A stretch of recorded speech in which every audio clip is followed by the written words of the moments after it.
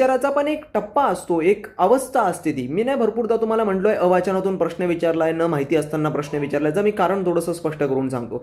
प्रश्न विचारणारा पण व्यक्ती 3 प्रकारची असतात. पहिला व्यक्तिमत्व असा असतो जो ऐकतो, समजून घेतो आणि आचरणात आणायला सुरुवात करतो लगेच. दुसरा व्यक्तिमत्व असं असतो की तो फक्त ऐकतो पण आचरणात आणत नाही. मला जॉब आहे, मी म्हातारा झालो, अमुक झालं, हे ते व्यक्तिमत्व. तिसरा व्यक्तिमत्व पूर्ण मूर्खच असतो, त्याचे फक्त खंडीवर प्रश्नच असतात, त्याला बाकी काही करायचं नसतं.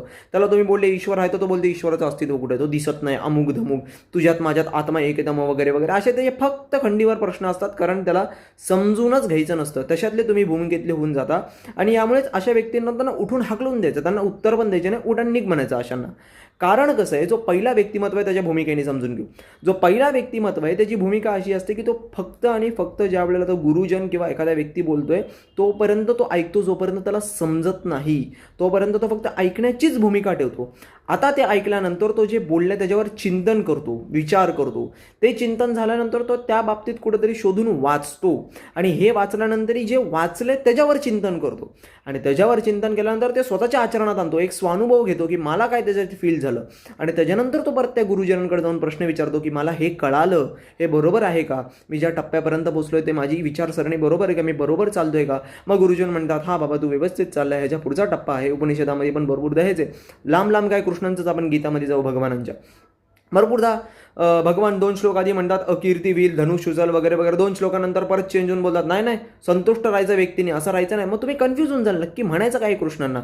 कारण कृष्णांनी अर्जुनांच्या फेसल एक्सप्रेशन बघूनच त्याला ते सांगितलेलं आहे, त्यांना ते सांगितलेलं आहे. कारण आता तो अवस्था गाठत चाललाय. एखादा तांबे इथं मी ठेवलेला असेल, तो रोज तसा कसा असेल, त्याच्यावर धूळ तर पडेल ना, भले त्यातलं पाणी तसं असलं तरी.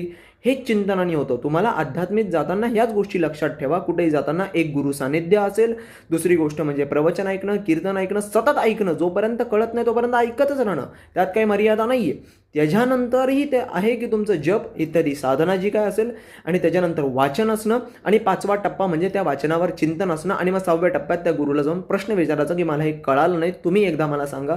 मग तो व्यक्ती बरोबर समजवतो, कारण तुम्ही आसपास तरी असता त्याच्या आणि तुम्ही भरपूर जो प्रश्न विचारता त्याच्यानं आस असताना पास असतं, तुमचं उचलली जीभ लावली टाळायला मूर्खासारखे सिद्ध करून येतं की मी मूर्ख आहे.